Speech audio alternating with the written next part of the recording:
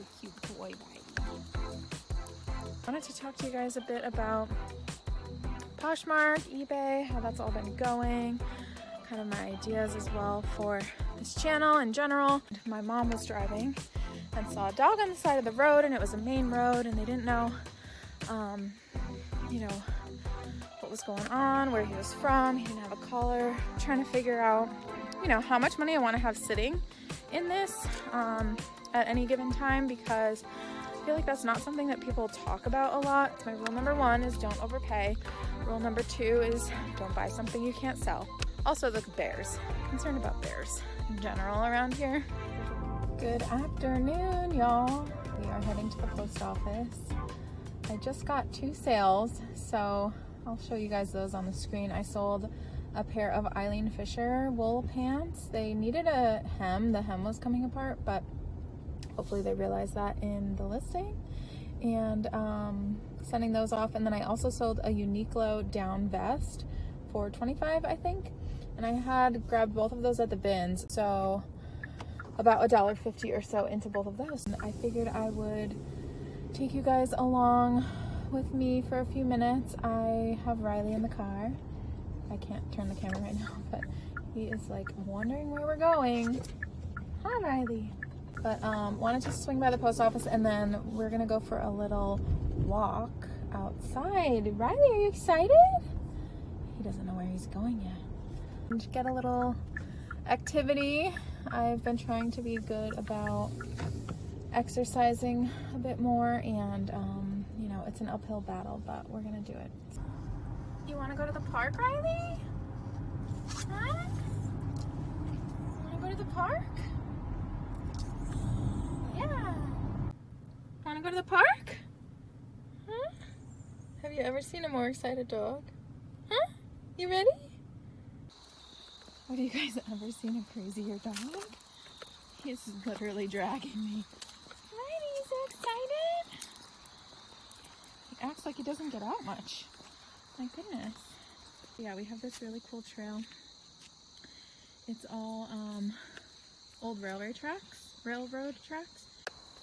You're a cute boy, Riley. So yeah, figured I'd take this time to chat with you guys. It's nice and quiet. I bonked Riley on the head with the leash when he was getting out of the car somehow, but he didn't seem to care, so hopefully he's fine. He's such a nut when he realizes where he's going. He like jumps all over me and he can't get out of the car fast enough.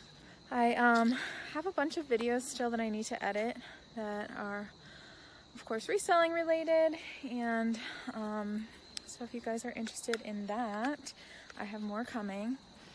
But wanted to talk to you guys a bit about Poshmark, eBay, how that's all been going, kind of my ideas as well for this channel in general, kind of asking you guys for feedback, soliciting some advice. Sales have been slower, and I think that's a couple of factors. I'm not going to blame like algorithms or anything like that, although I do see a weird trend that I'm going to explain in a second. I think it's probably a mix of economic and my own just efforts. I haven't been listing that much and sourcing that much, mostly because I have a very big pile of stuff that I went to the bins a couple of days in a row and still have yet to get that all sorted through, and I've been pretty lazy and disorganized about getting it all tackled, mostly from photographing. I'm not really great at getting ahead on photographs. I feel like listing I could do in my sleep. That's super easy and fast for me. Once the photographs are done, it's just a matter of the steaming, the looking over the flaws, kind of processing, and then mainly the photographs. Riley, you are crazy. Crazy boy. Huh. He likes to pee on everything, but there's nothing there to pee. You've already peed, Riley, 1,000,000 times. Hopefully this is not a dog coming up. If you guys don't know much about Riley, which you probably don't, because I haven't talked to him about him too much, but he's shown up in the videos. He's a cutie, but we got him kind of as a rescue. He got lost in about an hour from my house, and my mom was driving and saw a dog on the side of the road, and it was a main road, and they didn't know, you know, what was going on, where he was from. He didn't have a collar. The vet was closed. They couldn't see if he had a chip that day because it was a weekend. So they grab him a leash for the moment, and we take him home. And we couldn't find any postings on Facebook or anything about lost dogs. And so we were kind of at a loss, but we ended up, Riley, come on, let's go. We ended up finding the owners from a Facebook posting, and it said a week ago that there was a lost dog, and then at the bottom of the posting it said from a week prior, it said, "Thank you so much, he's been found." We were like, "What do you mean he's been found?" And it said his name was Riley, and we tried calling him Riley, and he responded. So we were like, oh my God, that's definitely this dog. And we were wondering why it was from a week ago, and it said he's been found. Anyways, turns out he got lost the week before and then found, and then we got him from the second escape. So he's a hairy Houdini. He loves to escape, and this is definitely a dog coming up. So Riley, let's go this way. Come on. We're gonna turn around and we're gonna walk this way. But yeah, this trail goes for like miles and miles through a bunch of different towns. And so we're just gonna do a quick part of it near my house. So I haven't been listing as much. I haven't been photographing that much. But yeah, that's the state of the union right there. Anyways, sorry, I get nervous in public filming. I don't know how you guys feel. If you guys do YouTube, let me know. I'm not like a very social media person. So I find YouTube really interesting. I've been enjoying watching it a lot, following different people on all kinds of different subjects, but still trying to get over the, like, I don't know, fear of it all or something. Riley, we got, so we found that listing of the lost dog that had been found. He got out a second time. We called the people on that listing. They're like, yeah, he escaped. I think it was an elderly lady, and I think she couldn't keep up with him anymore. And they said, well, come get him in a couple of days because, you know, we were like, he's fine here. Like, it's all good. Just come when you can, because it was like an hour from our house. And they showed up and they were like, well, we just kind of wanted to check you guys out, but if you wanted to keep him, we'll let you do that. And anyways, that's how that went. So we ended up keeping him and loving him ever since. Hi, Riley boy. He likes it here. He's 9 now. We got him when he was 3. So it's been a minute. It's been a minute, little boy. But anyways, so with Poshmark, so I haven't been listing that much, haven't been sourcing that much because I still have so much stuff to go through that I'm not allowed to keep shopping. This is not a shopping job. This is a selling job, in my opinion. So trying to keep things under control. And I'm also trying to figure out, you know, how much money I want to have sitting in this at any given time, because I feel like that's not something that people talk about a lot. They talk about items that sell, but they don't tell you how much they have sitting in their inventory, you know? Right now I have about $2,000 in inventory, which I feel like is not too much for me personally in terms of what I'm comfortable with putting into this business. Because the money can sit, you know? An item could take a while to sell, and you don't really see those benefits instantly. Most products don't sell instantly. Come on, Riley, let's move on from smelling some random tree.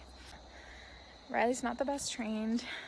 We didn't get him when he was very trained, and we didn't really know how to train a 3-year-old dog. Maybe it's possible, maybe it's not. I don't know. We didn't really give it our best go, but that's okay. We still love him. Little dogs can get away with murder, I feel like. But he is an escape artist, as I've said, so that always makes me nervous. And he's not dog friendly. He does not get along with any other dogs unless they're little girl dogs smaller than him. Is probably the only thing that might work out. But yeah, he's very much a Napoleon complex. He loves to, come on, Riley. He loves to start the fight. I'm also trying to free up money for myself. Obviously, I want to make money. I don't want to have too much sitting in places that I can't access because I am house shopping. So that's some exciting news that I hope to share on this channel more. I've been house hunting for a while to no avail. I was looking at investment properties, mostly like multifamily options in this area, which are all in towns that are really pretty expensive and pretty expensive rents, which is good, but also expensive taxes. The housing market the way it was, you know, after COVID and stuff and that whole craze, and now with the interest rates, it's kind of been, if it's not one thing, it's the other, you know, and there hasn't been a lot of inventory, obviously, in most places. So I decided to wait it out and see how it's going. So I hope to share more of those things on this channel. And I think that's kind of one of the other things I wanted to talk to you guys about, get feedback on, is kind of what content you would like to see. The sun's starting to go down a bit. I kind of started this as a reselling channel for right now. Obviously it's still pretty small, but mighty. Thank you guys all for your support, for watching. It really helps me.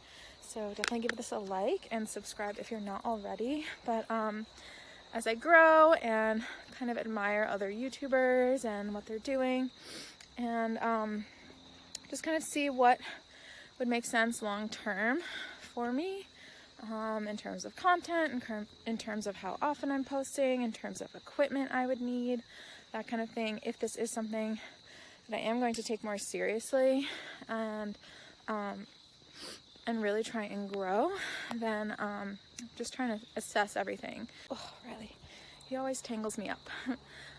Just trying to see like what content would be exciting, what would make sense. I've been liking just like the vlogging format, but I feel like if you like me for me, you'll come back for more, and just if I stay consistent, more people will find me. And that's how everybody starts out, I feel like, is just kind of doing a little bit of everything and seeing how it goes. What do you guys want to see from me? And I would love to know. I'm thinking like definitely the house hunting process would be a great place to start as well. I hope that with the house hunting situation, I'm now thinking of, instead of doing a multifamily, I'm probably going to do a single family, or at least start looking into single families. They were so highly priced, you know, with COVID and stuff. And that's my rule number 1, is don't overpay. Rule number 2 is don't buy something you can't sell. So those are my 2 rules of life. And I think they can apply to reselling too, but during COVID, I felt like it was all overpaying for me personally, and I didn't really need a place at the time. I didn't have like kids that needed to be in a specific school system or anything like that. So I wasn't about to get into bidding wars and cash offers and all of that. So and then with the multis, it's been a lot of cash offers as well. I've put in a couple of offers to no avail. And so, and again, they're very expensive and very high taxes. And so that would be kind of a, I guess rule number 3 is don't go all in. Don't go all in. I don't think you need to go all in life, in most investments. Again, just me personally, just chit-chatting, and doing a multifamily. Last year or the year before would definitely have been going almost all in, and now I've been able to save for another year or so, so my finances are a little bit better in that regard, which I'm very thankful for, very grateful for. And I recognize that it's a cool position to be in.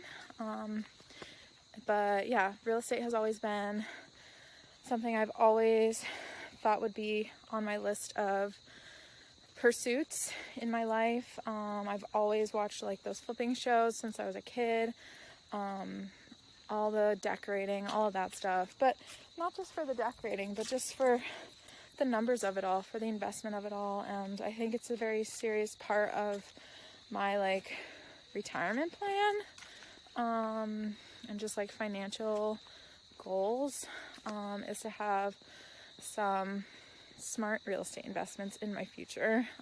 So just trying to explore that and see where that takes me. But anyways, I've been thinking of doing a doing a single family, kind of like, you know, starter home, that needs some repairs. These bikers keep passing and I don't want to like have a problem with Riley, so I keep stopping the video. But some of them they pass and they don't even say that they're passing, so you don't even notice. And they're supposed to let you know, or at least ring their little bell or something. Anyways, also the bears. Concerned about bears in general around here. There's a lot of bears in this area, and they're definitely on this path a lot. So just like to keep loud. You're not supposed to sneak up on a bear. Don't ever do that. You're supposed to be loud and make your presence known. So I guess chit-chatting is a good strategy for that with you guys. If I get attacked by a bear, call the cops, guys. Just kidding. They're usually not that bad. They're black bears. They're pretty small.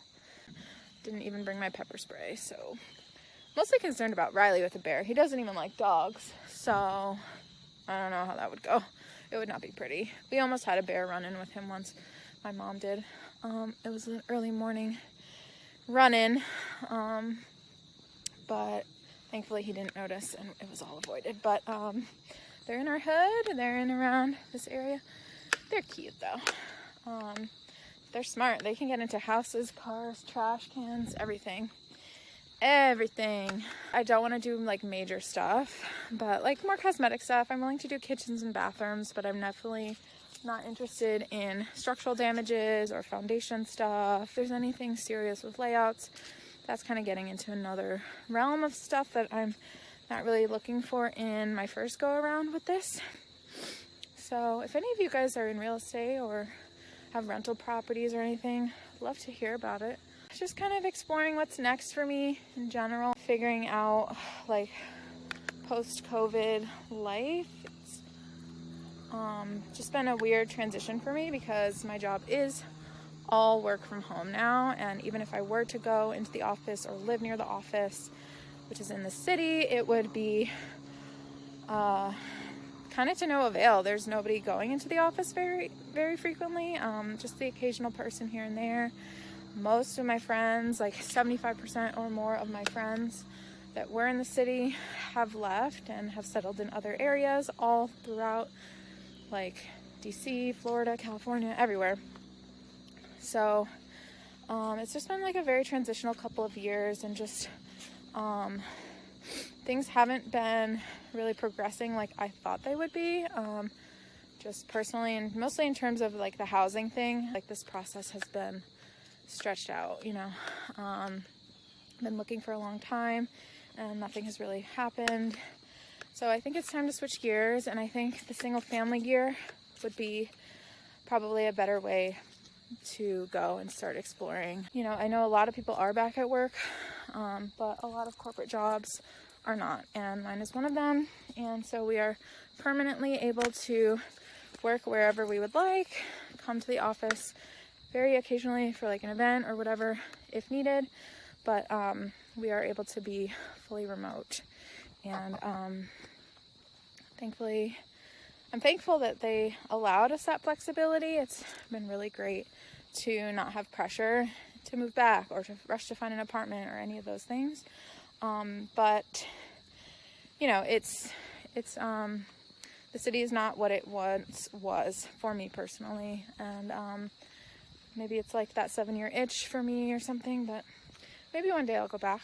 But for right now, I don't see that really happening. But I also like don't really have one place where all my friends and family are. I have my family almost all here, but you know, I have friends scattered all around. Hopefully you guys like a quick chat while I walk and think in the nature. You could walk on this trail forever. I would go farther if Riley wasn't here, but I really wanted him to enjoy himself. This is a chatty video.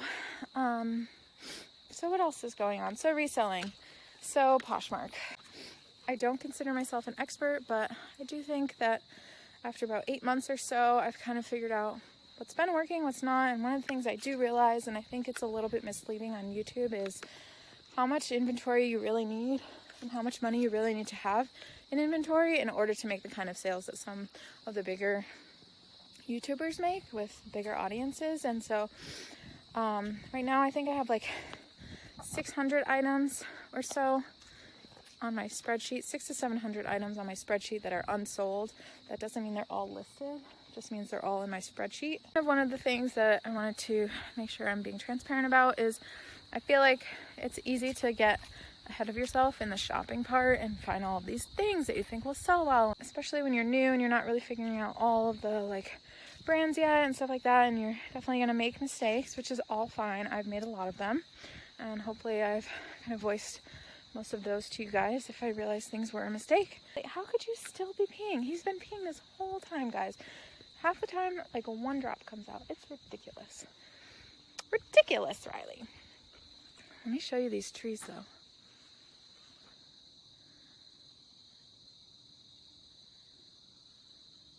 It's so calm here. I don't know if you can really tell, but it just looks very like ethereal right here for some reason. Like that low light, kind of foggy. The forest floor is like clear. Like you can see like straight through all the trees kind of.